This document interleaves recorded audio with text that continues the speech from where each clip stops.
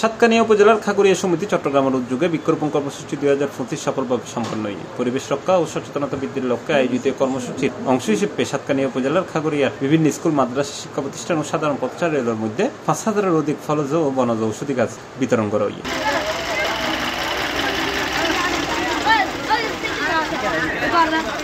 জুলাই 27 তারিখ রবিবার দিনব্যাপী অতিথি ও গুণীজনের উপস্থিতিতে খাগড়িয়া সমিতি চট্টগ্রামের এই বৃক্ষরোপণ কর্মসূচি সম্পন্ন হয়। এই সময় উপস্থিত আছেন খাগড়িয়া সমিতি চট্টগ্রামের সভাপতি ডাক্তার জুনায়েদ মাহমুদ খান, সাধারণ সম্পাদক অ্যাডভোকেট রিদওয়ানুল হক, সমিতির যুগ্ম আহ্বায়ক ডাক্তার হারুন রশিদ চৌধুরী, জামাত নেতা কাজী ইয়ার মোহাম্মদ, সমিতির আজীবন সদস্য সিরাজুল ইসলাম, মোহাম্মদ ইলিয়াস, নুরুল আমিন সহ আরো বক্তারা। এছাড়া এই কর্মসূচিতে উপস্থিত আছেন স্থানীয় গণ্যমান্য ব্যক্তি, শিক্ষক, শিক্ষার্থী ও সমিতির অন্যান্য সদস্য।